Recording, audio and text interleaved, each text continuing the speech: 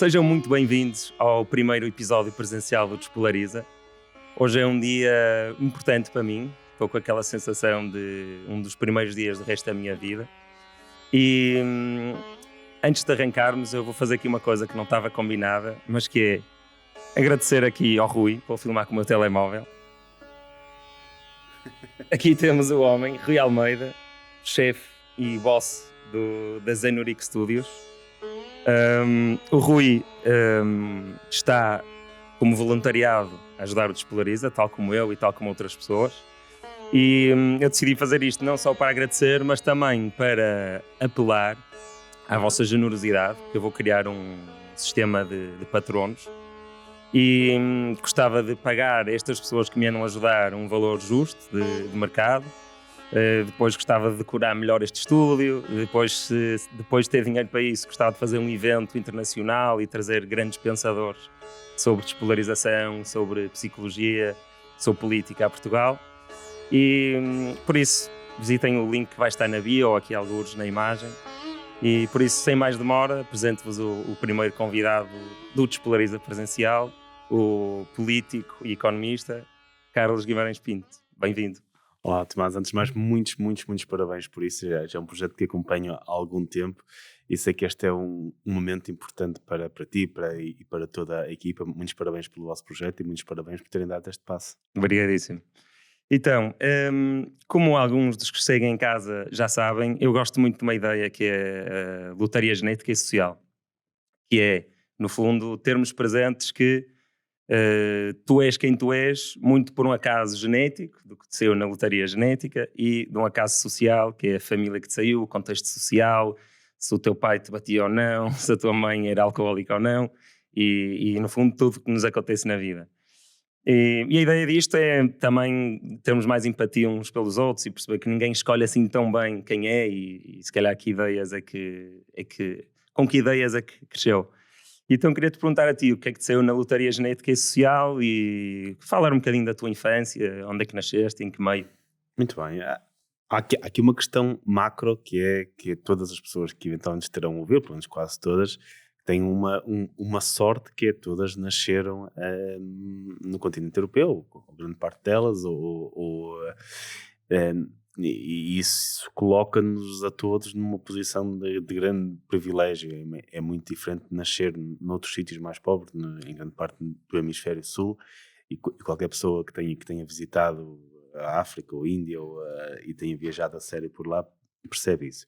E eu, nessa perspectiva, tive mesmo a sorte de grande parte das pessoas que nos estão a ver. Em relação ao resto, a lotaria genética, umas coisas melhores, outras pior, certamente. Nasci alto e forte. Ainda hoje tenho 1,85 m e se for um ano para o ginásio ganho massa muscular muito facilmente. Portanto, aí tive alguma sorte. Tive a sorte de ter alguma capacidade para me dar bem na escola, que também tem algo a ver com genética. A minha mãe, apesar de ter estudado no pouco tempo que estudou, também foi boa aluna. O meu pai também, não tão bom porque era um bocado de aulas, mas também. E nessa perspectiva tive bastante sorte. Não nasci na família mais rica, mas também, na minha altura, não senti... como grande parte das pessoas à minha volta eram bastante mais pobres do que eu, nunca senti que tivesse algum tipo de dificuldades, apesar de depois, em perspectiva, quando ganhei alguma mundividência, ter percebido que se calhar não era classe média como achava que era. Eu achava que era classe média, porque muita gente à minha volta era bastante pobre. Quando vives perto de pessoas que moram em barracas, tens uma casa de pedra e tijolo, como na história dos Três Porquinhos, e achas que estás extraordinariamente bem. Onde é que foi? Espinho? Sim, Espinho. Paramos Espinho. Portanto, e estava ali num ambiente social em que, pelo menos boa parte das pessoas estavam em pior e a situação do que eu, boa parte das crianças da minha altura. Portanto, eu tive aquilo que precisei. Tive a sorte de ter pais que também, ao contrário de muitos dos que viviam à minha volta, percebiam a importância da educação. Isto foi um bocadinho da minha mãe, que só fez até à 4ª classe era tão boa aluna que a própria professora dela se ofereceu para adotar, para que ela pudesse continuar a estudar. Depois não pôde fazer isso, e ela ficou sempre com imensa pena e acabou por estudar já em adulta até o 12º ano, fez os outros 8 anos já em adulta, e sentia tanta falta da educação que não teve que achou que eu a deveria ter. Isso também foi uma sorte muito grande que eu tive. Quanto ao resto, há coisas menos boas, também tenho gaguez, que dificulta de certa forma algumas gozado? coisas.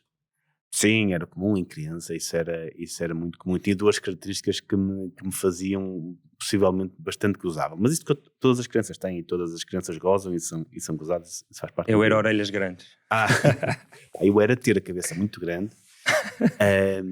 E quando era mais baixo ainda se notava mais. Tinha uma cabeça de facto muito, muito grande. E a gaguez também, que era uma coisa. Mas eu acho que apesar de tudo, a gaguez, como não era uma questão física, e não sei, algumas pessoas quase viam isso como uma deficiência, tinham mais problemas em criticar, em gozar com isso, do que propriamente uma característica física como ser gordo, ter a cabeça grande ou algo desse género. Portanto, a forma como gozavam comigo tinha muito mais a ver com a dimensão da minha cabeça do que com a gaguez, e eu quando era criança era mais do que sou agora. Boa. E então trabalhaste isso? Tiveste um terapeuta da fala? Não, naquela altura ninguém, nem era coisa que se pensaria, se era um dado adquirido. Houve fases, eu curiosamente em inglês não gaguejava, então grande parte da minha vida profissional foi em inglês, o que me permitiu ter uma vida profissional com algum sucesso, porque essa componente não estava lá. E depois, não sei, talvez com a redução de ansiedade, tinha alguns problemas de ansiedade quando era mais adolescente, isso afetava a coisa. Ainda hoje tenho alguns, mas cortei, por exemplo, não tomo café há imenso tempo, precisamente para diminuir esses níveis.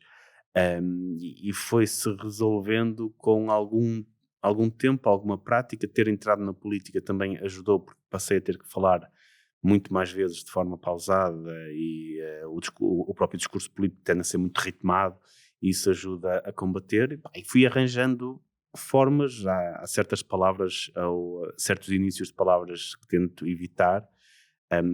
Há pouco tempo, eu acho que posso dizer isto, é um pequeno detalhe, eu fiz uma pequena intervenção no Parlamento sobre o isqueté. E uma das letras que os gagos têm dificuldade em dizer no princípio das palavras é o I. Ok. Que é para alguém que é deputado em iniciativa liberal, é um problema. E que a outra é o L, portanto, as duas são bastante difíceis. Então, um atalho que não muitas pessoas têm este problema é saltar essa coisa. Então, eu fiz o discurso todo sem reparar, porque isto já acontece de forma inconsciente, e ia perguntando o que é o isqueté. Olha, foi por isso que eu não percebi o discurso. E depois as pessoas falam, o isqueté. Mas pronto. Há uns truques. Alguns mecanismos já são subconscientes, nem penso, às vezes quando estou a falar já nem penso que a escolha de palavras que faço é precisamente para evitar esse tipo de coisas. Ok. E os teus pais eram liberais? Eu não diria isso, não. Os meus pais eram muito clubistas, como muitas pessoas ainda são. No caso deles, achavam-se muito próximas do PSD, até pela figura de Sá Carneiro. Eu lembro que a minha mãe dizia que chorou quando soube que Sá Carneiro tinha morrido, e que o meu pai também, naquele ambiente em que estava, que lembra-se do momento, estava a jogar cartas com os amigos no café, e que pararam e ficaram muito chocados com aquilo, e depois aquilo alimentou também a sua ligação emocional ao partido, e até quase ao limite. Acho que posso dizer isto em 2019, quando a primeira vez que fui umas legislativas era presidente do partido. Obviamente a minha mãe apoiava-me, apesar de não se ter apercebido que eu era presidente do partido, já 6 meses depois de ser presidente do partido. Me ligou na véspera das eleições: tu és candidato pelo Porto, não és aqui para Aveiro, mas aqui em Aveiro, que é Espinha, distrito de Aveiro, não devem eleger Ninguém, pois não. Não, a partir também, no Porto também não, mas é bom ter mais votos, porque ela ainda estava a pensar se votava no PSD naquela altura, porque... voto útil contra o filho. Exatamente, porque achava que havia ali uma ligação emocional, de certa forma clubista, bastante grande, mas também se refletiu em alguma ligação ideológica. São sociais-democratas, verdadeiramente, sem possivelmente serem politizados ou pensarem muito nisso, mas diria que são social-democratas. Aliás, o meu pai foi militante PSD há muitos anos. Ok. Então vamos avançar um bocado. Ainda temos tanta coisa interessante para falar. Um bocado mais rápido o teu percurso profissional e como é que isso te levou a envolver com a política, e também um bocadinho uma história, uma clarificação, porque eu acho que a primeira vez que ouvi falar de ti, disseram-me que tu tinhas sido o fundador da Iniciativa Liberal. Mas é uma coisa que não sei como muita gente acha. Tens essa ideia? Não é verdade, não. Eu não estive na fundação da Iniciativa Liberal. Eu, aliás, juntei-me. Aquilo foi uma associação durante talvez um ano, e depois foi fundado lá em finais de 2017, dezembro de 2017. Eu só me viria a juntar em setembro de 2018, já numa altura em que me tinham convidado para ser presidente do partido. Portanto, eu juntei-me ao partido quando me convidaram para ser presidente do partido. Só que, efetivamente, como foi as primeiras vezes que fomos a eleições, eu era presidente do partido, para muitas pessoas que conheceram o partido nessa altura, eu teria sido a primeira cara que eles viram ou que associaram ao partido, e ainda hoje, até na imprensa da especialidade, dizem isso muitas vezes, mas não foi. Em relação à minha carreira profissional antes, teve muito pouco a ver com a política. Eu estava muito afastado da política, eu estive fora do país grande parte da minha vida profissional. Voltei ao país por acá para fazer o meu doutoramento, era essa a ideia que eu tinha, fazer o doutoramento, eventualmente procurar alternativas para sair do país novamente. E depois a questão da Iniciativa Liberal aparece-me um pouco por acaso, porque eu escrevia muito sobre liberalismo, era um hobby, nunca foi algo profissional, eu nunca me via como político, precisamente pela gaguez, porque há coisas na política que eu não gosto. Aliás, tu começaste esta entrevista a dizer que Carlos Guimarães é muito político, e eu confesso que ainda hoje, a ser apresentada assim, uma coisa que me deixa... Eu sabia isso sobre ti e hesitei, mas é isto, desculpa. Mas é, quer dizer, não há hipótese, que não sou outra coisa, quer dizer, sou político, sou deputado, fui a eleições pelo menos 2 vezes, portanto é isso, mas nunca me via nesse papel, via como alguém que podia escrever umas coisas, fazer um hobby, escrever uns blogs, não sei o quê, mas nunca me via como o político ou alguém que fosse politizado ou na política partidária. É algo que ainda hoje me deixa renitente apresentar-me com alguém que faz parte do mundo da política partidária. Eu também tenho um bocado isso, embora não seja político, mas acho que tem um bocadinho dessa, digamos, aversão que tu tinhas pela palavra, não é? Mas acho que isso é uma coisa que nós devíamos, se calhar, em vez de aceitar como não é uma coisa que é má ou que sentimos que não nos queremos associar àquilo, se calhar devíamos era querer que a sociedade evoluísse num sentido em que essa palavra fosse uma coisa que nós associamos a coisas espetaculares e a pessoas que estão a servir, não é? E a pessoas que estão a zelar por todos. Eu acho que isso vai ser muito difícil por vários motivos. É que a política, e falo aqui da política partidária, porque eu acho que há outras formas de fazer política, isto é política. Este teu projeto é política, portanto, de alguma forma tu também és político. Fazes política de outra forma, fora da política partidária, mas também. Mas quando se fala em política ou se diz que alguém é político, normalmente está-se a ligar à política partidária. A política partidária é aquilo que em economia se chama o jogo de soma nula, que é para uns ganharem, outros têm que perder. E isso cria dinâmicas muito complicadas de poder, de destruição, porque toda a gente sabe que haverá 230 deputados, para um ganhar 10 ou 20, os outros têm que perder 10 ou 20. E depois há outra coisa, que é a natureza humana, que é aquilo que acontece quando seres humanos têm acesso ao poder. E isso, há pessoas com melhores tendências. Eu gosto muito pouco de pensar que as pessoas são a preto e branco. Acho que estamos todos em tons de cinzento. Ninguém é perfeito, ninguém é terrível. Acho que uns cinzento mais escuro, outros cinzento mais claro, certamente, mas estamos todos ali ali em tons de cinzento. E as pessoas, se calhar, com um tom de cinzento mais escuro, com poder, tendem a revelar-se mais escuras. E isso, epá, e a política dá poder. Portanto, e a partir da altura em que se tem o poder, há pessoas que se podem revelar ou características que não tinham antes.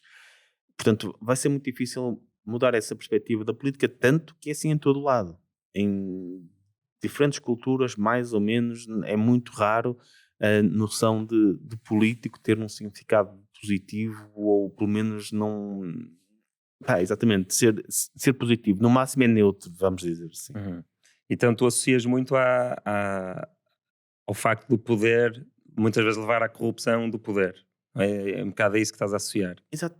Eu acho que muitas vezes, até por uma perspectiva de racionalização, as pessoas até racionalizam algumas más práticas porque acham que não há nada de errado naquilo. Eu lembro-me de ver uma entrevista há uns tempos, acho que foi com os políticos brasileiros, em que alguém dizia, eu sabia, não sei o que era que eles estavam a falar de uma autoestrada, a autoestrada ia ser construída, ia custar aquele valor. Qual era a diferença entre eu ficar com mais algum ou não ficar? Percebes? E depois racionalizam essa perspectiva, e é uma coisa ainda pior quanto a mim. Na política, e por isso é que eu fujo a 7 pés de toda a gente que aspira a ter mundos perfeitos, que é quando as pessoas acham que os seus fins são de tal maneira virtuosos, que o seu fim final, que a política é capaz de resolver todos os problemas através daqueles que são os meus métodos. Portanto, os fins são de tal maneira virtuosos que todos os meios justificam chegar àqueles fins.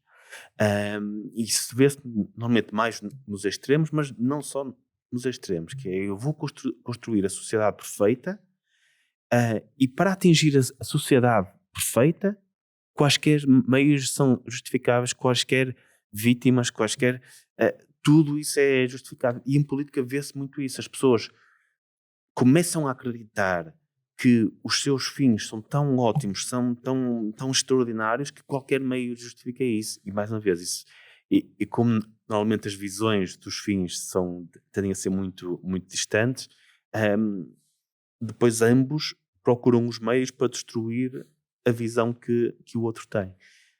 Qual é o problema disto? É que grande parte dos políticos nunca atinge os fins todos que tem como objetivo. O nosso final nunca atinge. O nosso mundo ideal na cabeça de qualquer político, de qualquer área, nunca é atingido. E ele acabará sempre por ser julgado pela história pelos meios que prosseguiu, e não pelos fins, pelos objetivos que teve. Pois, eu concordo muito com isso que tu estás a dizer. Aliás, já falei sobre isso na página.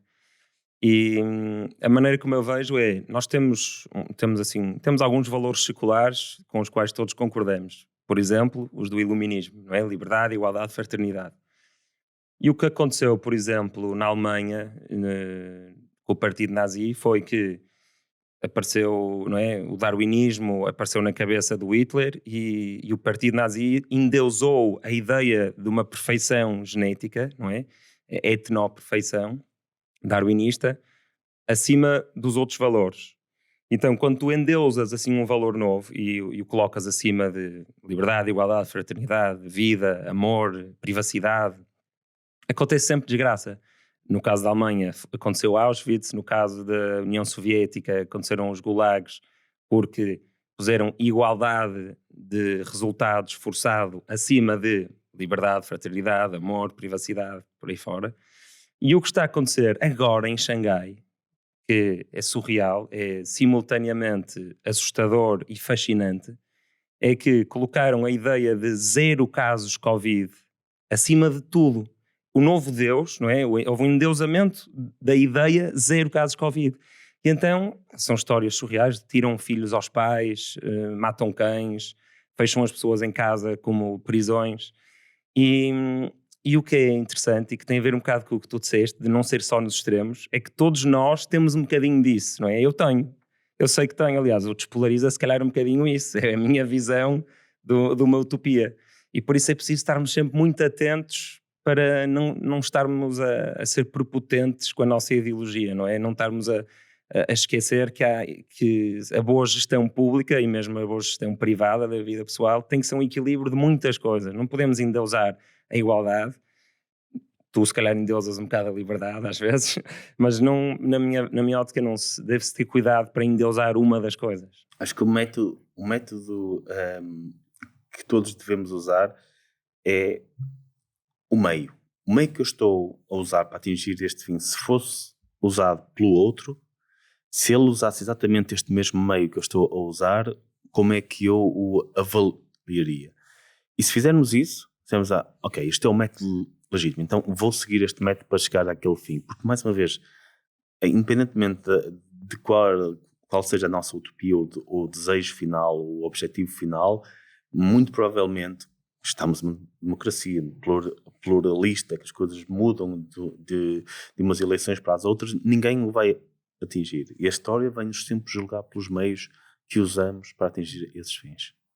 E disseste aí outra coisa que acho que também é muito importante, que é quando o nosso partido está no poder, ou as pessoas com quais nos identificamos, nós achamos bem, por exemplo, o que aconteceu ou que estão a pensar fazer agora nos Estados Unidos, de uma espécie de Ministério da Verdade, é o Departamento da Desinformação. E o que as pessoas esquecem é, espera lá, se daqui a uns anos o Trump ganhar as eleições, eu vou querer que exista um departamento disso. Exatamente. E é exatamente o que estavas a dizer, as pessoas esquecem-se de fazer esse passo, que é, espera aí, será que eu quereria ter este poder nas mãos erradas? É a questão dos meios, exatamente. Este meio que eu acho que é bastante virtuoso, porque o fim eu considero virtuoso, seria virtuoso se estivesse nas mãos de alguém cujo fim eu não acho que seja virtuoso. E isso coloca-nos, acho que a importância das democracias liberais também é sermos capazes de pensar também na forma.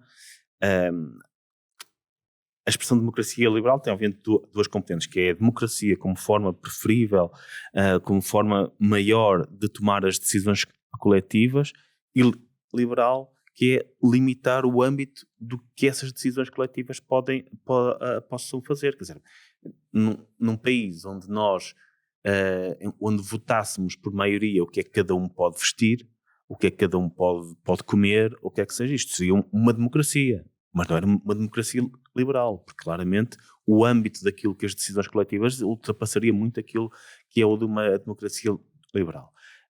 E eu acho que isso vai muito em contra que meios é que nós não queremos que os outros pudessem ter, então não os vamos usar também.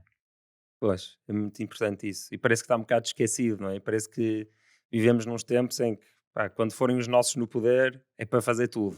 Não é? E tudo é permitido porque nós temos objetivos muito virtuosos, enquanto os outros não é? É isso. Sim, toda a gente acha que está do lado dos bons. Exatamente. Então, vamos avançar aqui para outra coisa que... Eu não vou fazer sempre isto. Vou fazer isto quando as pessoas tiverem, assim, uma ideia pública conhecida, que é pessoas a atacar ideias que normalmente defendem. No teu caso, eu desafiei-te a defenderes a TAP. Isto vai ser lindo. Então, queria-te convidar a defenderes a TAP, a sua importância estratégica e a importância de investir lá dinheiro público, o melhor que conseguires, ou pelo menos apresentares um ou outro argumento que tu achas bom, para também não ser demasiado exigente, e depois estás à vontade para rebater. Eu vou usar os argumentos que normalmente são usados e que têm alguma valia na opinião pública, depois vou usar um argumento que normalmente não é usado, mas que eu acho que poderia justificar isso. O argumento que normalmente é usado é que a TAP tem uma grande importância para o emprego, e tem à volta de 6 mil pessoas neste momento, que efetivamente traz muitos dos turistas ao país e que tem muitos fornecedores internos, e que se a TAP não recebesse esta injeção e diminuísse as suas operações, muito daquilo que hoje as pessoas compram à TAP comprariam a uma empresa externa, ou seja, diminuiríamos as nossas exportações e eventualmente aumentaríamos as nossas importações. Estes argumentos de que a TAP tem empregos, de que a TAP compra a fornecedores locais e por aí fora, são argumentos que na opinião pública saem muito, muito fortes, até porque são verdadeiros. Aquilo que se esquece é depois o outro lado, que é os 3,2 mil milhões que vamos ter lá, temos que retirá-los de algum lado e retiramos-los de pessoas que também comprariam aos seus fornecedores, que também poderiam desenvolver as suas empresas para exportar para fora. Portanto, esquece a noção do custo da oportunidade. Mas há um argumento que não tem sido usado e que me parece até justificar mais esta injeção na TAP, que é as obrigações que o Estado assumiu a quando da renacionalização da TAP, que efetivamente poderiam fazer que houvesse pouca diferença para os contribuintes entre injetar dinheiro na TAP e não injetar e deixar a empresa entrar em insolvência e fazer uma reestruturação. Se efetivamente o Estado português tiver assumido um conjunto de obrigações, nomeadamente perante os credores, de garantias e por aí fora, que fizesse com que, mesmo num caso de insolvência ou reestruturação, o Estado tivesse que continuar a pagar de qualquer forma, aí se calhar já se justificaria esta opção que foi tomada, porque foi entre injetar X e manter a companhia aérea ou não manter a companhia aérea, pelo menos não na dimensão que tem, e injetar X na mesma porque estavam lá escritas as obrigações. E, não sei, até porque os contratos são um pouco confusos legalmente e nós nunca iremos saber, mas este possivelmente é o argumento mais forte para isso. Então, compromisso perante os investidores anteriores, é isso? Perante os credores da TAP. Portanto, a não injeção de dinheiro na TAP, neste momento, aquilo que ditaria seria o que aconteceu com a Ground Force, por exemplo, que a TAP pediu a insolvência da Ground Force, a Ground Force continua a trabalhar, mas está em insolvência, ou seja, os credores vão ter só uma parte daquilo que emprestaram e por aí fora.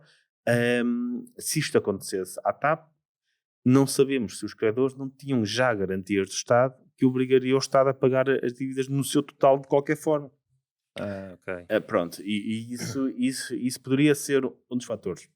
Se eu sei se é assim, não sei, não posso dizer com toda a certeza, porque tudo aquilo que foi assinado na altura da renacionalização não é muito claro em relação às dívidas futuras, ao rollback das dívidas anteriores e por aí fora. Ok. Pronto, e então agora convido-te a fazer assim, os 3 melhores argumentos contra injetarmos tanto dinheiro na TAP. Acho que o melhor argumento de todos é o custo de oportunidade. Estamos aqui a falar de muito dinheiro. Nós, Portugal, injetamos mais dinheiro na TAP em termos relativos do que qualquer outro país na Europa, com o acrescento de que todos os outros países ou já viram esse dinheiro devolvido ou estão prestes a recebê-lo, como é o caso da Air France e da KPLM, que irão devolver ainda esta semana, e nós nunca vamos receber isto. Aliás, eu fiz umas contas na altura que se a TAP ou se a Lufthansa estivesse na mesma situação que a TAP e precisasse da mesma percentagem do PIB português, do PIB alemão, que a TAP precisou em relação ao PIB português, estaríamos a falar na Alemanha a injetar cerca de 40 a 50 mil milhões de euros na Lufthansa. Ninguém lhe passa pela cabeça que alguma vez a Merkel ou algum chanceler injetasse 40 ou 50 mil milhões na Lufthansa. Isso nunca iria acontecer. Isto é quase o PIB da Bulgária na Lufthansa. Mas, à nossa escala, foi exatamente isso que aconteceu. Foi exatamente esse montante que nós acabamos por injetar na TAP, que é dinheiro que faz falta noutros lados. E faz particularmente falta quando pensamos que a TAP está num mercado muito concorrencial, em que as companhias aéreas fazem fila para entrar no aeroporto de Lisboa, que é o único em que a TAP é realmente relevante. Nos outros aeroportos já deixou há muito tempo de ser relevante. Nem no fazem Brasil, fila. Moçambique, Angola. No Brasil não é relevante no Brasil, é relevante nas ligações entre o Brasil e Portugal, isso sim. Mas mesmo nessas já tem concorrentes, e mesmo naquelas em que não teria, por exemplo, Moçambique até deixou de fazer há algum tempo, mas São Tomé, acho que assim. São Tomé, há ali 3 ou 4 destinos em que de facto a TAP é exclusiva. Fica mais barato ao Estado português quase subsidiar especificamente essas ligações do que estar a sustentar uma companhia aérea inteira. Mas, por exemplo, em Angola tem concorrência, no Brasil já tem alguma concorrência, não tem tanta nos Estados Unidos. Portanto, isso só não tem mais porque, efetivamente, o aeroporto de Lisboa está completamente preenchido e para uma companhia aérea entrar lá é preciso que a TAP liberte uma slot para poder entrar. Ok. Eu concordo contigo. Não estou tão bem informado como tu, nem como o Pedro Nuno Santos sobre o assunto, mas tendo a concordar contigo, principalmente por causa da parte do custo de oportunidade. A quantidade de melhorias na educação, na saúde, no apoio às empresas, não é, no apoio às famílias que se podia fazer com esse dinheiro. E não sei se chegaste a fazer estas contas, que era se a preocupação era o emprego, e se pegássemos em, sei lá, estou a inventar, mas 10% do valor que injetámos e dividíssemos pelo número de trabalhadores, dava um valor que nenhum trabalhador diria que não é? Não, eu fiz essas contas no livro que escrevemos com o André Azevedo Alves, o André Pinção Lucas, que foi o Milhões a Voar. Quer dizer, se nós pegássemos em 3,2 mil milhões de euros e dividíssemos pelos 10 mil trabalhadores da TAP, que agora são menos, são à volta de 6 mil, entanto aquilo já foi reduzido, estávamos a falar de cada um receber 320 mil euros. Quer dizer, bom, acho que qualquer um deles preferia receber os 320 mil euros do que do que estamos ali a injetar. Qualquer trabalhador da TAP, apesar deles receberem bem, não se importaria de receber esse valor para não ter trabalho. Portanto, isso não se justifica e é um insulto à maioria das pessoas que para receberem 320 mil euros pelo seu emprego têm que estar aqui a trabalhar quase a vida toda. Nunca teriam sempre que pagar dívidas primeiro, não é? Mas mesmo que fossem 32 mil, se mesmo que fosse 10%, acho que muitos deles aceitariam. Aceitariam de qualquer forma. Vamos dizer assim, 320 mil euros é um valor muito alto para segurar um emprego. 320 mil euros na economia não cria só um emprego, cria 7, 8, 9, 10 empregos, exatamente. Então vamos aproveitar estar a falar deste assunto para falar um bocadinho da forma como algumas pessoas parecem ver a iniciativa liberal, que é, as pessoas acho que veem a iniciativa liberal um bocado como um clube de pessoas ricas que não querem saber dos pobres. Não quem leu as vossas coisas, não é? Mas quem não leu e quem só vê à distância parece achar isso. Porquê é que tu achas que isso aconteceu? E, mais importante, qual é o vosso plano para a pobreza e para as pessoas que têm dificuldades em Portugal? Claro. Há aqui várias questões. Isso aparece um bocadinho porque efetivamente há um foco da redução de impostos no empreendedorismo e muito do nosso discurso anda em torno disso e obviamente depois lá está, a política é um jogo de soma nula, portanto há um forte incentivo para aqueles que competem connosco no mercado eleitoral para desenhar essa imagem. Que é obviamente uma imagem falsa e até por vários motivos. Nós apresentamos casos concretos de países que têm as políticas que nós gostaríamos que fossem seguidas aqui. Estamos a falar sempre na Irlanda, na Holanda, falamos do Luxemburgo, da Estónia e por aí fora. E em todos esses países, a condição de vida dos mais pobres melhorou bastante. Melhorou, ou é bastante melhor do que a nossa. Pensemos que quem ganha o salário mínimo na Irlanda vive muito melhor do que quem ganha o salário médio aqui em Portugal. Estamos a falar dos trabalhadores mais pobres na Irlanda terem acesso a um tipo de rendimento que é superior ao trabalhador médio aqui. Eu já nem vou para o Luxemburgo, que tem características muito especiais, mas o mesmo acontece na Holanda, o mesmo acontece com a evolução que aconteceu na Estónia nos últimos 10 anos. Ainda não tem exatamente o nosso nível de vida, mas tem tido uma evolução que lhes vai permitir ter um nível de vida bastante superior ao nosso, um nível de vida médio bastante superior ao nosso. Portanto, é esse o efeito que as políticas liberais têm. Claro que é sempre muito mais fácil vir com um conjunto de medidas que são mais diretas, ou seja, defender um conjunto de medidas que são muito mais diretas. Vamos construir casas para toda a gente, vamos fazer isto e aquilo. Mas a verdade é, ou vamos regular e aumentar os salários e obrigar a que não se possa despedir e por aí fora. Mas a verdade é que estas estratégias de estrangulamento da economia não funcionaram em lado nenhum, prejudicaram os pobres em todo o lado, porque são os primeiros a sofrer quando a economia não se desenvolve. Portanto, basta ver onde é que os pobres vivem melhor. É na Irlanda ou em Cuba? Onde é que quando é que essas pessoas vivem melhor? E ainda precisamos ir a Cuba, podemos falar na Albânia ou em qualquer... Ou onde é que os povos viviam melhor? Na Estónia dos anos 90 ou na Estónia de hoje? E é isto que cria... Um dos problemas da pobreza, eu disse isto há pouco tempo, que é mais do que ser pobre, é não ter a perspectiva de um dia poder deixar de ser. E a criação de oportunidades para todos, ter uma economia dinâmica que cria oportunidades para todos, é das melhores formas de acabar com a pobreza. E isso vê-se hoje em dia numa questão que até acho que aconteceu um bocadinho por acaso. Hoje há uma pressão enorme nos salários mais baixos.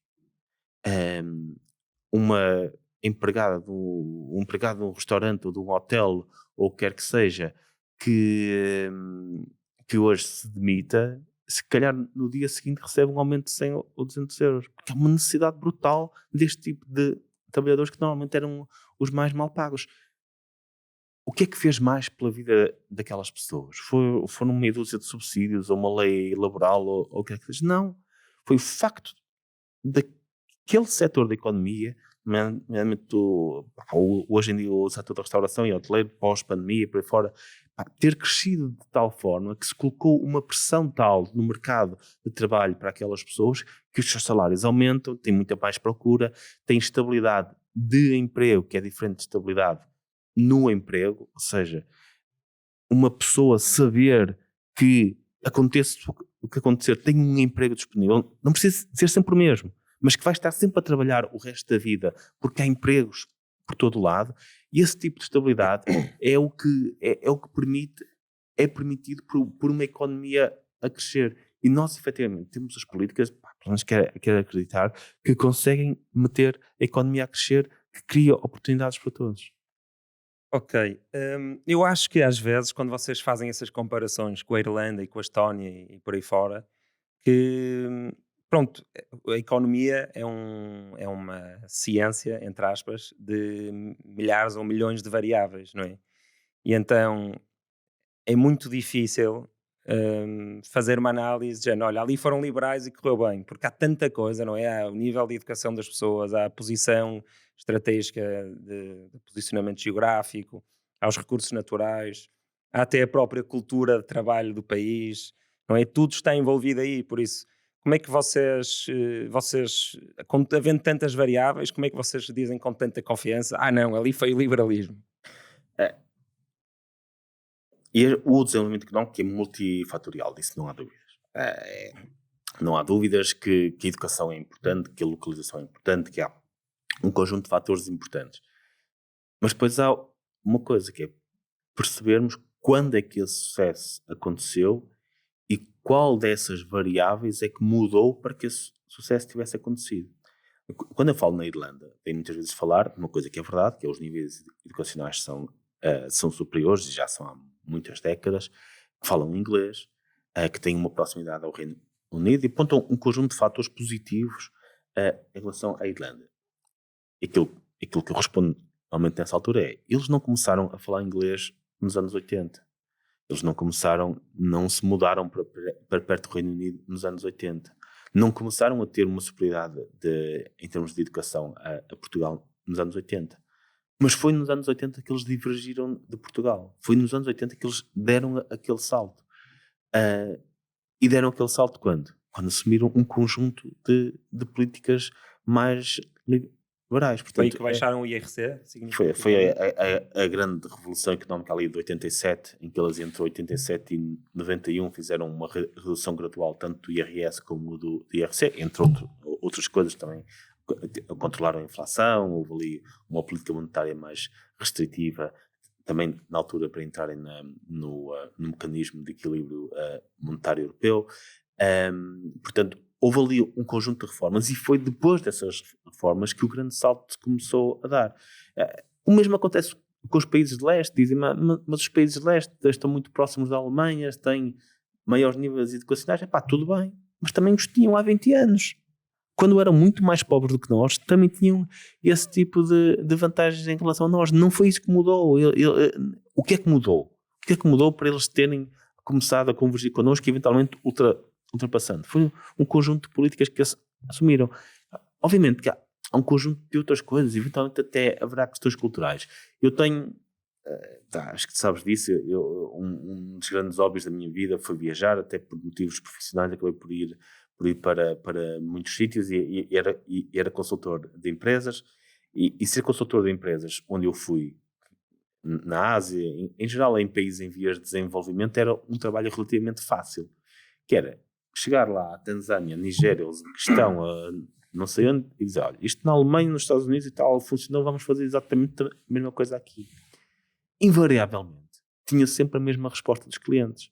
Epá, isso aqui não vai funcionar. Nós culturalmente somos diferentes, pá, isto aqui não Já vai ouvi isso na funcionar Índia assim. também, muitas vezes, no meu projeto lá. Pronto, lá está. Mas depois, quando era implementado, funcionava. E funcionava porquê? Porque outra das coisas que eu fui aprendendo nestas viagens e que me faz abominar o racismo é que nós somos tão mais iguais do que diferentes. É extraordinário. Nós, independentemente do meio das pessoas, de onde vêm, do continente, mas aqui há instintos que nos são tão humanos que tornam todas as pequenas diferenças culturais quase irrelevantes. Depois, essas diferenças culturais refletem outro tipo de coisa, ou refletem-se de outra forma. Mas todos nós temos os mesmos princípios, todos nós queremos a admiração do outro, todos nós temos certas expectativas em relação à vida, todos gostamos da família, todos queremos amor, admiração, todos queremos isso de uma forma ou de outra. Um pigmeu na Papua Nova Guiné tem exatamente os mesmos instintos naturais, cerebrais que nós temos. E quando se colocam os incentivos certos no lugar, isto voltando agora à consultoria e à economia, os seres humanos tendem a reagir da mesma forma. Por isso é que o comunismo não funciona em lado nenhum, pá, e vão-me perdoar, mas acho que o liberalismo funciona em todo lado. Ok, sim. Então, resumidamente, é olharem para um país e verem que variáveis é que mudaram no tempo dessas milhões e tentar encontrar correlações entre essas variáveis e PIB, por exemplo, ou Claro, salário mas médio. isto é sempre muito mais complexo do que se possa fazer. Obviamente o discurso político tem que ser simplificado, não é? Sim, não vais falar de Não precisamos econometria. citar um paper a dizer nós controlamos para Mas é este pena. fator. Eu gostava que fosse mais assim. Eu gostava que no Parlamento se houvesse mais pessoal a dizer: olha, está aqui um paper. Se fosse um bocadinho nada mais académico. Eu Mas sou vou só eu. tentar fazer isso um dia, mas confesso que não espero que seja algo muito popular, tanto entre os deputados como as pessoas cá fora, no dia em que tentar. E como sabes, eu acabei o meu doutoramento o ano passado, eu não me chamaria académico, mas já passei por essa fase da minha vida em que fazia papers e lia muitos papers, e acho que não vou ser muito popular quando me puser a falar disso. Mas pronto, faz por mim. Lei laboral era uma coisa que eu queria falar contigo, porque eu também já fui empregador e, e eu senti em primeira mão o. Não é medo, mas é a aflição que é ter alguém a quem se quer pagar um salário bom e isso custar mais ou menos 2 vezes ou 2 vezes e meio, dependendo do salário, à empresa, não é? Para a pessoa levar, sei lá, vou dizer à sorte, porque não tenho isto de cabeça, mas para pagar 2.000 euros a alguém, se calhar vai custar à empresa 5.000, quando entras com tudo, segurança social, impostos, seguros, formações, por aí fora. Mas para além disso, também há outra coisa na lei laboral que é quando uma pessoa se torna efetiva, ser muito difícil, muito complicado trocar por outra pessoa se aquilo não tiver a correr bem. Só que por outro lado, eu também considero-me uma pessoa, não por mérito meu, acho que é uma coisa genética, porque a moralidade também é genética. Olha, reparei que o João Coutinho Figueiredo falou no podcast Profectos, que é sobre livros, levou um livro do Jonathan Haidt, que é o The Righteous Mind, que eu costumo referir, e pronto, ele fala da moralidade ser também evolutiva e genética, não é? Há uma vantagem evolutiva em eu querer um bocadinho de igualdade e em eu respeitar um bocadinho a autoridade e eu em ter um bocadinho de aversão por injustiças, por aí fora. Pronto, eu acho que tenho um bocadinho de sensibilidade ao sofrimento. Pronto, e também acho que foi por isso que tive que criei o projeto que criei na Índia. Pronto. E então a mim também me custa a ideia das empresas poderem, olha, tu já não serves, vai para casa e arranjei outro melhor. Então a minha pergunta é, tu tens ideias, ou o partido, para arranjar um bom equilíbrio da lei laboral, para as empresas não sentirem este medo de contratar, mas também não haver precariedade e assim uma falta de respeito pela previsibilidade da vida das pessoas? Sim. Ah, assim, a vida empresarial é dada a muitos altos e baixos e toda a gente sabe isso, toda a gente sabe que isso vai acontecer. E eu distingo aqui duas coisas muito importantes, que é estabilidade de emprego e estabilidade no emprego. E a estabilidade de emprego é aquilo que todos nós queremos, que é garantir, pá, que eu não vou passar anos desempregado, que eu vou ter sempre uma fonte de rendimento que me vai permitir estar ali manter o meu estilo de vida. E normalmente confundo estabilidade de emprego com estabilidade num emprego especificamente. Pá, eu digo isto com o à vontade de quem, se eu passar no final destes 4 anos e meio no Parlamento, o Parlamento terá sido o meu empregador mais longo. Portanto, eu, como alguém que voluntariamente teve vários empregos, andou a saltar de emprego em emprego, mas também porque se aborrece e gosta desse tipo de coisa. Mas tive sempre estabilidade de emprego. Nunca estive involuntariamente desempregado. Eu acho que isso é que é importante. E uma economia que crie muitos empregos, em que não haja receio de criar empregos, é uma economia que garante estabilidade de emprego a toda a gente, mesmo que haja alguma flexibilidade que não garanta a flexibilidade num emprego em específico. E nesse sentido, nós, tendo uma economia com esse dinamismo, é muito mais fácil ter modelos híbridos como aqueles que acontecem nos países nórdicos, em que qualquer pessoa pode ser despedida em qualquer altura, mas que também se criam mais empregos, portanto é mais fácil reempregar-se, e existe um mecanismo social que é a chamada flexigurança dos países nórdicos, em que as pessoas podem efetivamente ser despedidas em qualquer altura, as empresas têm essa possibilidade, mas não se deixa ninguém cair nas franjas. Eu acho que isso é bastante importante, que honestamente estamos a caminhar um bocadinho para aí. E nota-se isso em muitos países que têm um sistema. Eu às vezes dou o exemplo da autoestrada, que é imaginemos que nós tínhamos a autoestrada Porto-Lisboa e que o concessionário dessa autoestrada gostava de ter mais carros a fazer a autoestrada. Um mecanismo mais ou menos intuitivo para fazer isso é, vamos fechar as saídas todas. Se fechássemos a saída de Aveiro, Pombal, não sei, Leiria, os carros eram obrigados a ficar e nós tínhamos mais carros na autoestrada. Isto é até intuitivo, não é? Fecha-se as saídas, os carros não podem sair, ficam mais carros na autoestrada. Obviamente, isto parece uma coisa idiota, uma solução idiota, porque é. Porquê? Porque aquilo que ia acontecer é que qualquer pessoa que quisesse fazer Porto Aveiro não ia para a autoestrada, basicamente, ou qualquer pessoa que quisesse fazer Porto Coimbra, ou Aveiro Coimbra, ou o que quer que seja, de repente a autoestrada ficava só para quem quisesse fazer Porto Lisboa. Então iam pela Nacional que os recibos verdes. Exatamente, olha, é? Extraordinário. A próxima vez que contar este exemplo vou usar isso. Que é um plano nacional, que é mais perigoso, que é mais lento, não sei o quê, e fazem esse tipo de coisa. Obviamente, quando se fecham as saídas desta forma, quando se deixa as empresas sem opções, elas antes de contratar alguém para um lugar efetivo, vão pensar, eu tenho a certeza absoluta que quero ir de Porto a Lisboa, quero fazer este caminho todo, e se não tiverem, não contratam. Uhum. E uma economia onde as empresas têm medo de contratar é uma economia que cria menos emprego e, portanto, que oferece menos estabilidade de emprego. E depois entramos neste círculo vicioso. Como temos um mercado laboral rígido, cria-se pouco emprego. Como se cria pouco emprego, qualquer pessoa que tenha o azar de ir para o desemprego tem muito mais dificuldade em reentrar no mercado de trabalho. E isto passa a justificar que seja ainda mais rígido para que ninguém consiga sair, ninguém possa sair, porque sabe que depois, se sair, vai ter mais dificuldades. Estamos neste círculo vicioso em que deixamos de ter estabilidade de emprego. Quem tem o enorme azar porque a empresa faliu, porque o que é que seja, de ir para o desemprego. É um drama, e é um drama em Portugal, não é? Nós hoje temos pouco desemprego, temos uma taxa de desemprego relativamente baixa, mas o desemprego de longa duração é enorme. Porque muitas das pessoas que caem no desemprego, precisamente têm alturas complicadas da sua vida, aos 50, mesmo aos 40, já têm dificuldade em requalificar-se para outro tipo de emprego. Porquê? Porque muitas delas estiveram no emprego a vida toda. O meu pai esteve... foi para um emprego aos 15 anos, a empresa faliu aos 45 anos, teve anos sem conseguir encontrar outra coisa, porque tinha trabalhado 30 anos no mesmo sítio.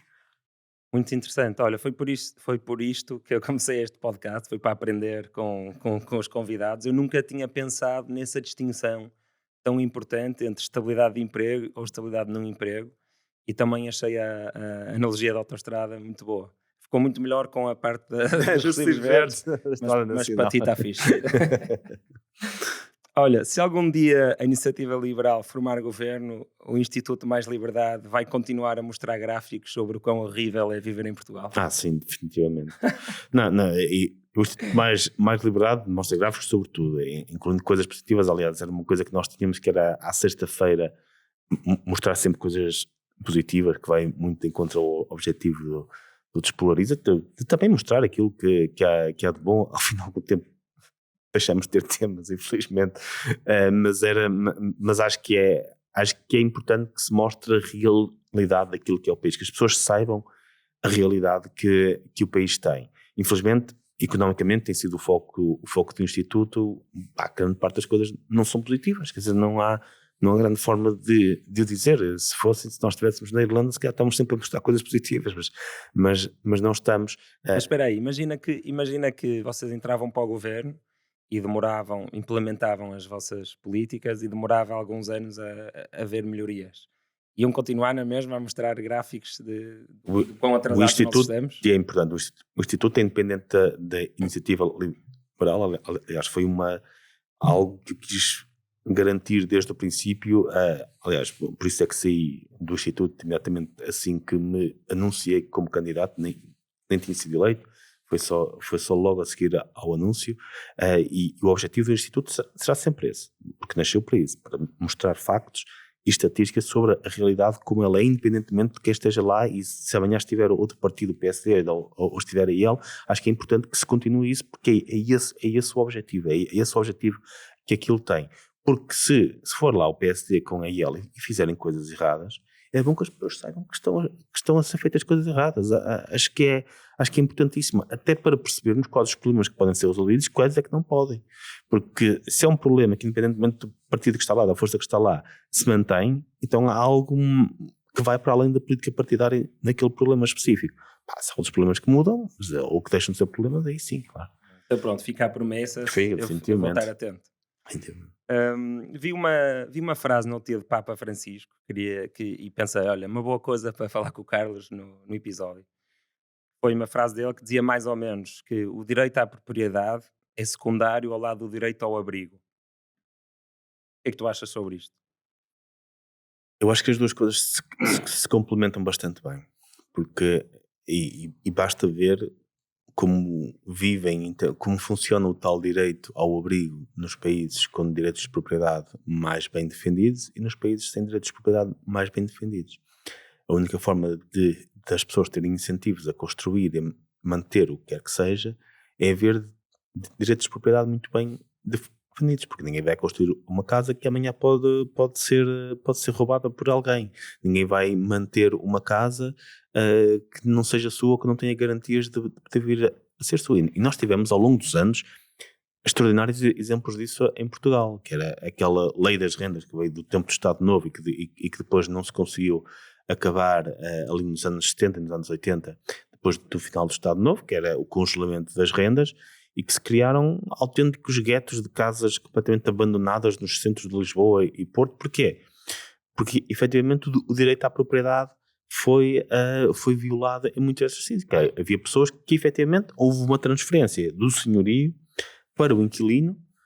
O inquilino pagava 500 escudos por mês, ou seja, quem paga 500 escudos, ou 2,5€, ou 3,5€ por uma casa, na prática é dono dessa casa. E quando o senhorio não pode acabar com aquele contrato, na prática o inquilino tornou-se dono dessa casa. Ou seja, houve um desrespeito pelo direito de propriedade naquele caso, em que se passou a propriedade do senhorio para o inquilino através da lei, e isso não ajudou de nenhuma forma a questão do direito ao abrigo. Porque aquilo que aconteceu foi que os abrigos ficaram em péssimas condições, ninguém tinha incentivos a construir ou a manter aquilo. Portanto, eu acho que as duas coisas são bastante complementares, e o facto de nós termos, nos países onde os direitos de propriedade são mais defendidos, menos pessoas sem abrigo, ou pelo menos menos pessoas sem opções para terem abrigo. Em grande parte dos países desenvolvidos, a maior parte das pessoas tem uma opção para ter abrigo, mesmo que não seja deles. Existem imensos abrigos que nós conhecemos, imensas instituições que fazem isso. Depois, claro, muitos problemas sem abrigo passam por ser temporários, ou outras pessoas que preferem não ir viver para abrigos muito, muito específicos. Não se compara nada ao que acontece em países onde as pessoas não têm abrigo, não têm uma opção sequer para que esse abrigo esteja lá. Portanto, eu acho que as duas coisas complementam-se muito bem. É o direito à propriedade que garante que toda a gente, ou uma boa parte das pessoas, tem esse tal direito ao abrigo. Então, pelo que percebi, para ti o direito ao abrigo deve ser garantido pelo Estado, para quem é sem abrigo, não é? Com essas casas para os sem abrigo. Mas então imagina, numa situação sem Estado, anarquia, e tu tinhas uma casa, tinhas a tua casa e tinhas outra que tinhas comprado como investimento, imagina, e estava vazio. E aparecia uma família sem sítio para viver.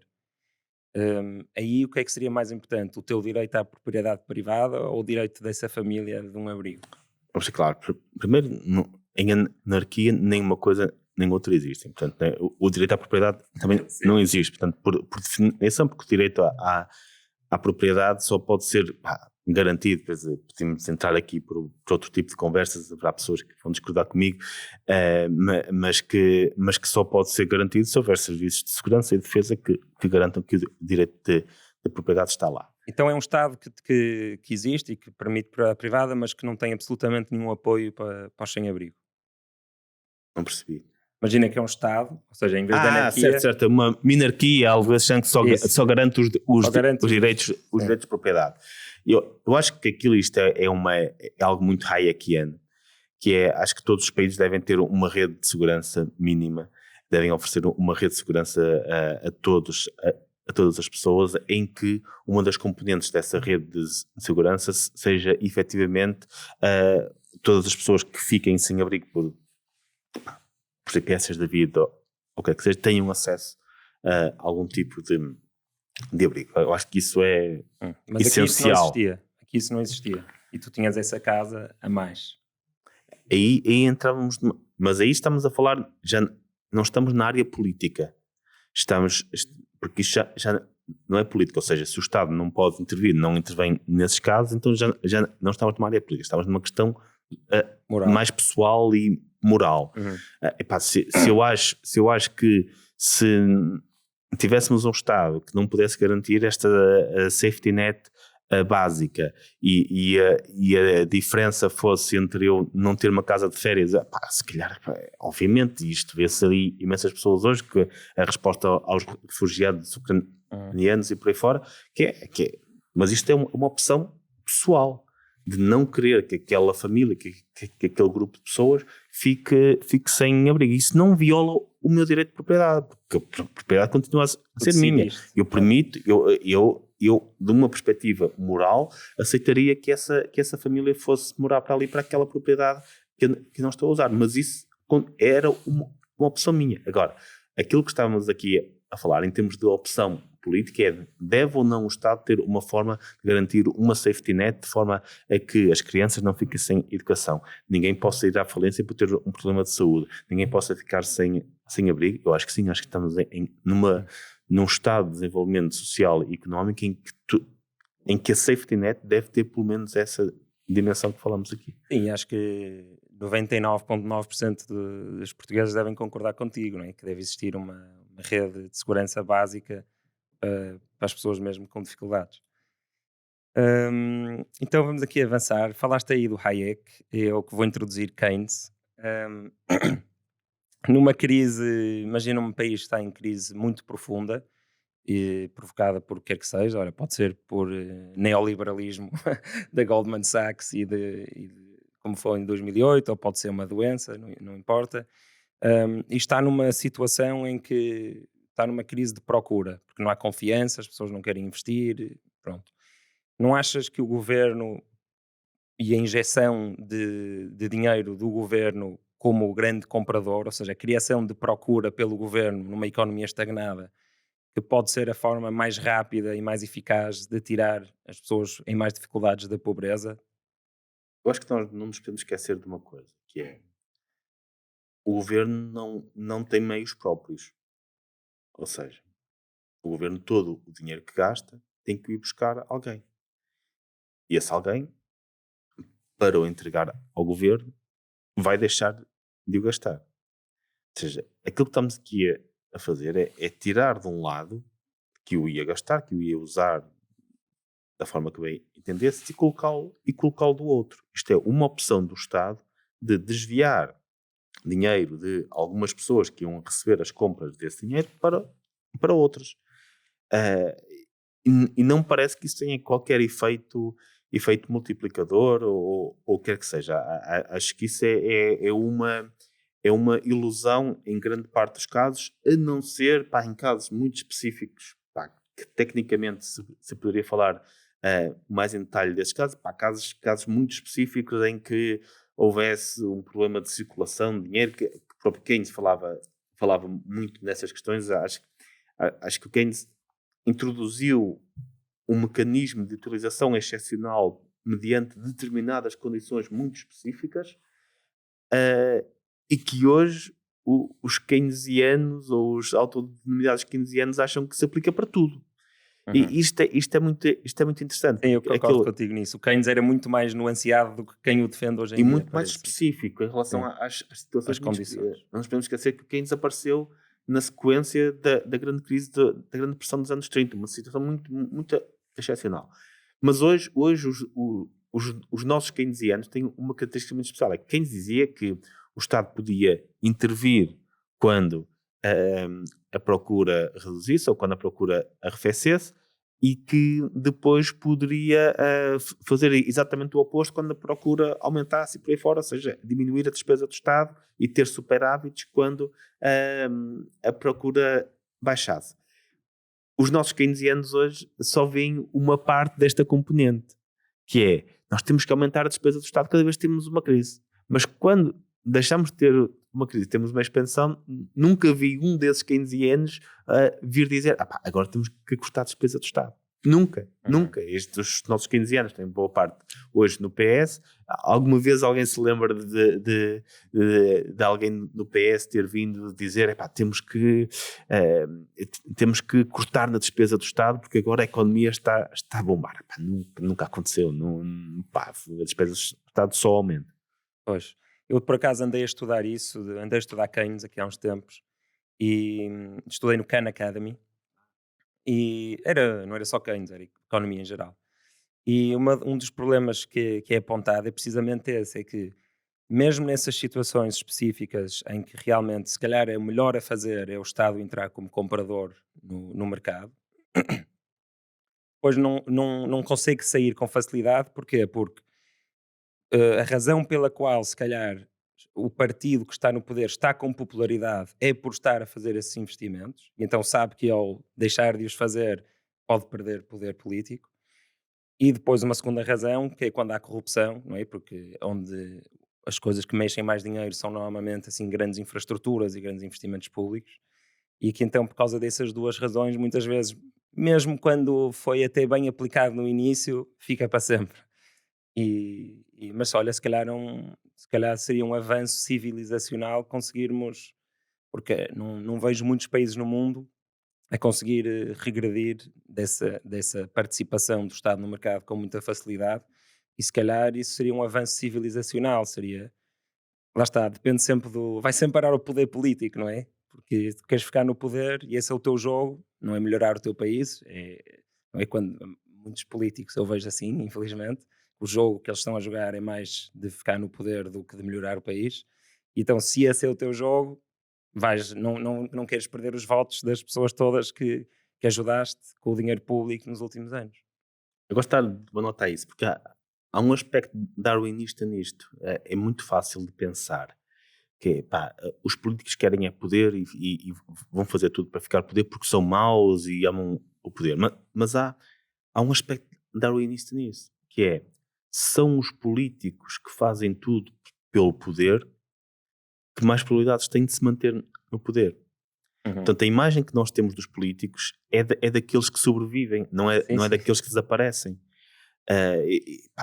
Eu acho que, tenho dito isso, acho que nisso o PS, a manter-se no poder, o PS é fantástico. Porque, efetivamente, e principalmente António Costa, nesse aspecto, é uma pessoa muito pouco ideológica, ao contrário de algumas pessoas à volta dele, ele é muito pouco ideológico, mas é uma pessoa que, pá, se o focus group diz que é A que o mantém no poder, ele faz A. Se disser que é B, ele faz B. E mantém-se no poder. Portanto, a imagem que nós temos dos políticos não é de todas as pessoas que potencialmente podiam estar dentro da política, mas de todas as pessoas que estão interessadas em estar na política e que ficam na política, ou seja, que ganham eleições e por aí fora. E muitas dessas, normalmente, são aquelas que só se interessam pela questão do poder, porque só se interessar pela questão do poder faz com que eles assumam um conjunto de ações que lhes permite ficar no poder, e depois é essa a imagem que nós temos do poder. Não sei se me expliquei muito bem, mas há a questão evolutiva. Eu gosto muito, um dos livros da minha vida foi o Selfish Gene. Acho que é um livro fantástico, apesar de ter algumas coisas que eu hoje acho erradas, mas que se aplica, sendo um livro sobre biologia tecnicamente, mas se aplica muito bem às ciências sociais e à economia e à sociologia, à própria ciência política, que é aquele que sobrevive é aquele que tem as características para sobreviver. Portanto, as galinhas não têm que ser necessariamente assim, mas foram as características que permitiam que as galinhas estivessem assim. E na política é exatamente a mesma coisa. Sobrevivem aqueles que têm as características que lhes permitem sobreviver. Portanto, em último caso, a responsabilidade é de termos políticos assim, é sempre do eleitorado que permeia quem tem características assim. Pois, e as próprias dinâmicas do partido. Porque se calhar, de acordo com o que tu dizes, imagina, no ano em que um político qualquer que chegou a primeiro-ministro entrou no JS, se calhar estavam lá muitos outros tipos de pessoa, mas que ao longo do tempo, por terem as características erradas, foram caindo. Então quem chega, se calhar, ao Parlamento são sempre os que são melhores a jogar os jogos de poder. Pá, Como tu. Falaste há pouco daquela questão dos papers. Pá, o que é que achas que acontecia a um deputado que fosse para a Assembleia da República e todos os dias descrevesse um paper e as conclusões quer dizer, não aparecia nas televisões, ninguém queria saber daquilo que ele disse. Pá, o gajo podia ser o gajo tecnicamente mais Tem que saber correto. comunicar, mas isso é Mas diferente mas de o jogar tipo para ao mim. lado dele, pá, que dissesse meia dúzia de larachas sobre isto é tudo inseguro e são todos corruptos e não sei o quê, se calhar entraria mais facilmente no eleitorado do que um tipo que vá para lá com conversas técnicas e nuances. Por isso é que o grande desafio da política para mim é esse. É aquilo que estavas a dizer há pouco, que é conseguir comunicar ideias complexas de forma a que nos permita um dia implementá-las. Isto é um desafio intelectualmente muito complicado. E eu disse isto a propósito do Chega algumas vezes, que é fazer crescer um partido a dizer que são todos corruptos e a falar deste ou daquele grupo é algo relativamente fácil, porque é fácil comunicar, duas frases, aquilo cresce, é algo que já funcionou.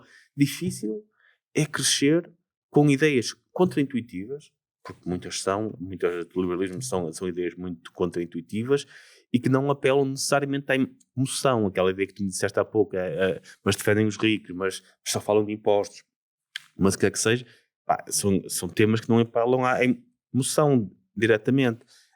Agora, conseguir comunicar os efeitos que estas políticas iriam ter muitas delas contraintuitivas na vida de cada um, de forma a tornar atrativo e permitir-nos ir crescendo. E este é um grande desafio intelectual, é mesmo muito, muito complicado. Se o objetivo fosse só ter votos, era muito mais fácil fazê-lo com outro tipo de ideias, mas o objetivo não é ter votos, é mudar o país, mesmo que as ideias em si sejam contraintuitivas e difíceis de explicar. Muito interessante, é um desafio para o futuro, como conseguirmos comunicar ali num limiar entre o científico, o popular e o eficaz para o país, não é? Exatamente, eficaz. Olha, estamos aqui a chegar à hora, vamos para a última pergunta. Queria perguntar se tu te consideras uma pessoa espiritual, hum, e se achas que se a espiritualidade tem algum papel na política ou na sociedade que tu achas interessante ou relevante. Epá, eu digo isto com um misto de tristeza, confesso. Eu sinto falta de alguns desses aspectos na minha vida. Eu não tenho atividade religiosa há muitos anos. Eu fui crismado e acho que não me lembro de ter voltado a entrar numa igreja que não fosse para casamentos ou algo desse género. Acho que racionalizei demasiado a religião para conseguir acreditar. E o facto de viajar, ter visto pessoas que nasceram na Índia, que nasceram na Arábia Saudita e dizer, pá, tenho certeza que estas pessoas não, não têm culpa de não serem cristãs, portanto, porque é que eu hei de estar a dizer que esta forma de ver a religião, o Deus, porque estas pessoas não... E sentem da mesma forma que os meus pais sentiam a sua religião e por aí fora. E desliguei-me um bocadinho disso, sou agnóstico, não tenho grandes certezas em relação a esses temas, e desliguei-me de outras formas de espiritualidade ou de outras formas de pertença irracionais, quanto a mim, que sinto falta. Por exemplo, o futebol. Futebol, O clubismo? o clube, acho que aquela coisa de estar a ver um jogo, estar a ver ali 11 gajos que nunca conheci na vida, que aqueles 11 gajos podiam perfeitamente vestir a outra camisola, pá, amanhã eram pagos e iam por ali, exatamente, e aquilo ser uma coisa que me faz feliz ou infeliz naquele dia, que nós se analisarmos racionalmente esse fenómeno, isto é ridículo, quer dizer, estão ali 11 gajos, ganham bastante mais do que eu, que podiam facilmente estar a vestir a camisola do gajo que está do outro lado, facilmente, se calhar para o ano até vão vestir aquela camisola, e estar ali a sofrer como se fosse algo meu, é algo irracional, e eu racionalizei demasiado esse fenómeno que hoje não consigo, pá, de vez em quando com um espinho lá consigo sentir alguma coisa e tal, mas não consigo sentir esse tipo de alegria, até sinto mais com a seleção, porque sei que há ali algo muito específico em relação à seleção, que a maior parte daqueles não podiam usar a outra camisola, são pessoas que nos são É próximas. igual o sentimento. O sentimento é igual, não é? Vem do mesmo sítio, que é tribalismo. Exatamente, mas eu acho que alguma dose disso não era mau, e eu hoje não consigo sentir isso. Eu Eu hoje acho não, que é bom. eu hoje não consigo sentir isso em relação às religiões, e falta-me, eu hoje sinto que me falta uma componente irracional na vida, que eu acho que é importante toda a gente ter, sentir-se bem ou mal por motivos que não tenham nada a ver com racionalismo, com o que é que seja.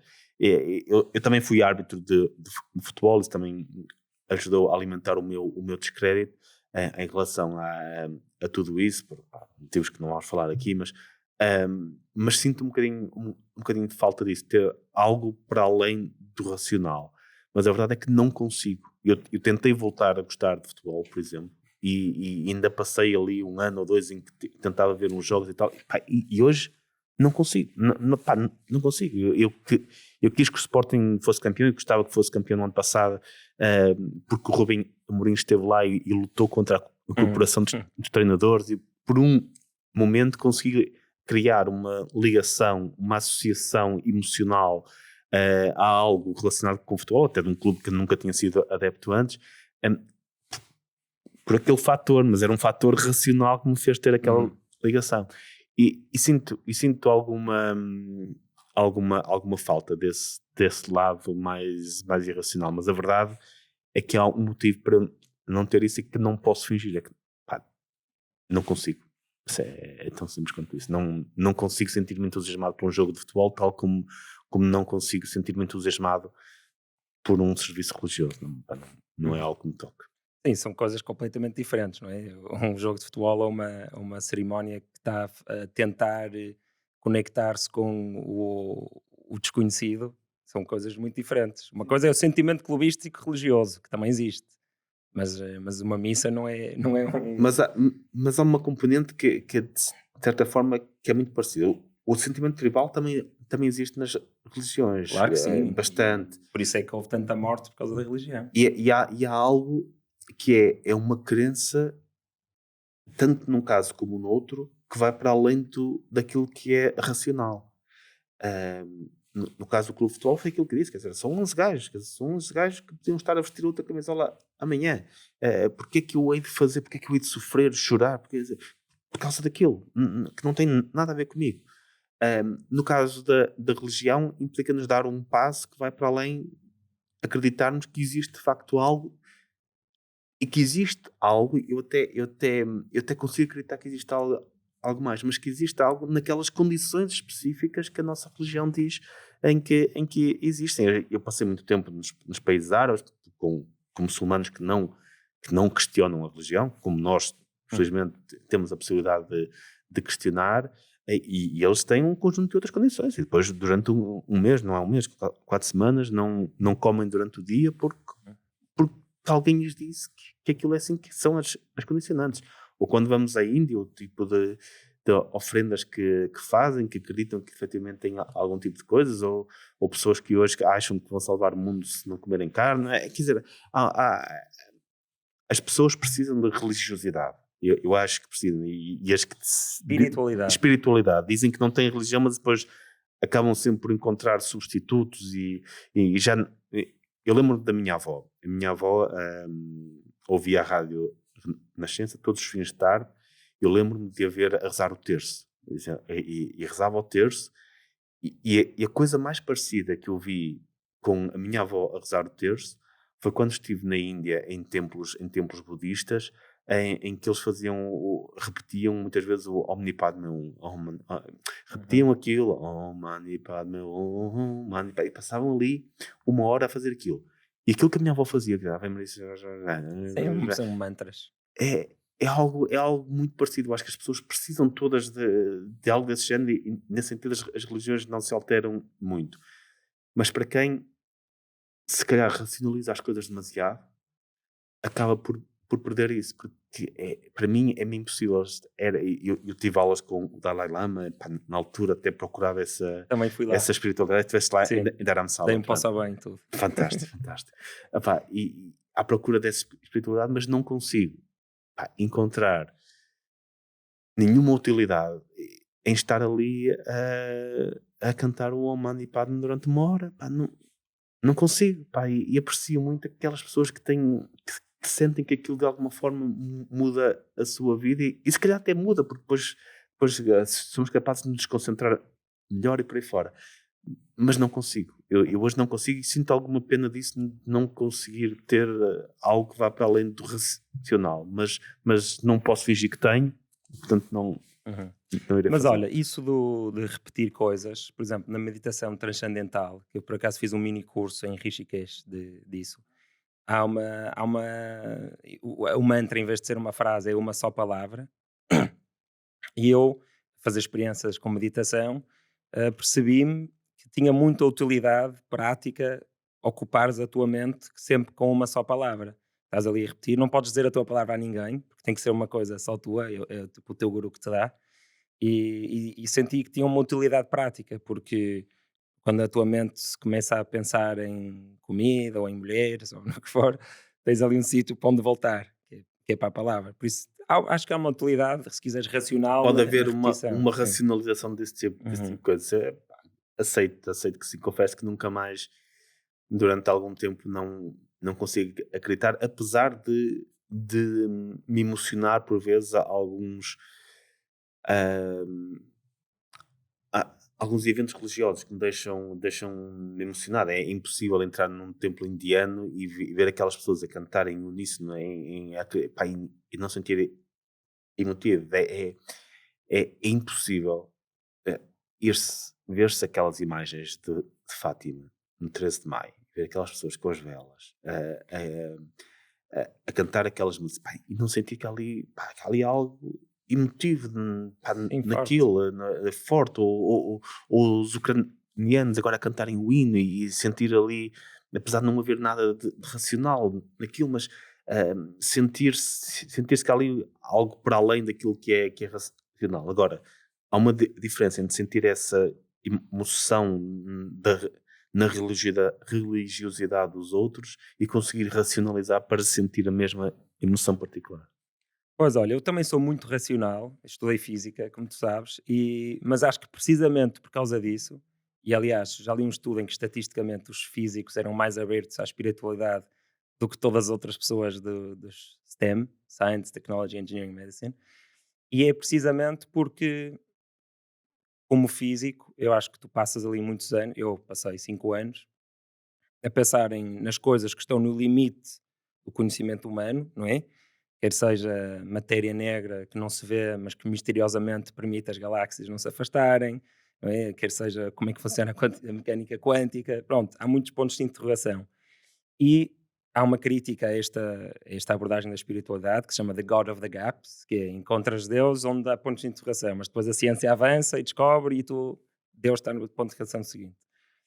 Mas ainda assim, há coisas que nós, eu acredito há coisas que nós, com os nossos 5 sentidos e com a nossa experiência da realidade, que é limitada a 3 dimensões, nunca vamos conseguir sequer intuir. É como se imaginasse um ser que vive nesta toalha de mesa, e que vive em 2 dimensões, e tu estás a vê-lo daqui, pá, e a vida dele é em 2 dimensões, ele só conhece dimensões, 2 dimensões, só consegue experienciar aquelas 2 dimensões, e no entanto há uma terceira.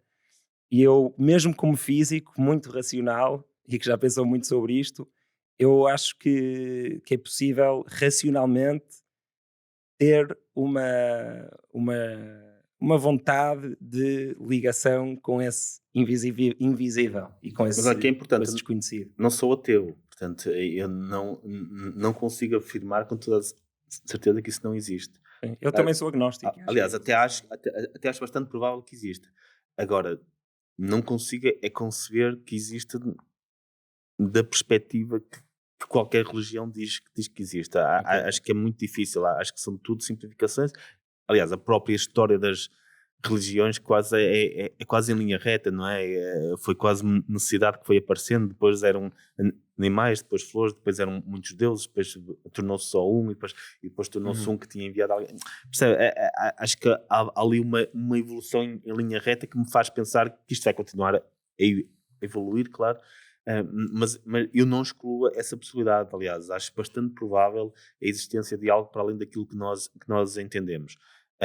Não consigo racionalizar ao ponto de dizer que é como dizem os cristãos, que é como dizem os muçulmanos, os judeus ou os hindus. Pá, não consigo. Acho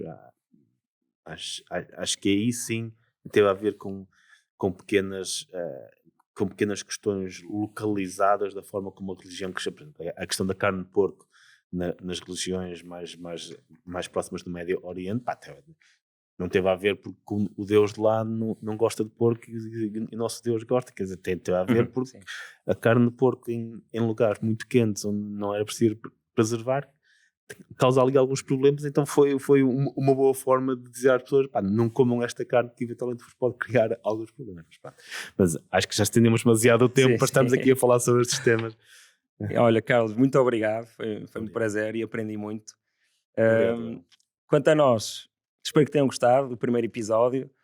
Não se esqueçam de fazer like, subscrever, notificar as notificações, ativar as notificações e se quiserem também contribuir para este projeto existir, há de haver aí um link em algum lado para apoiarem. Vemo-nos na próxima. Obrigado. Até logo. Obrigado.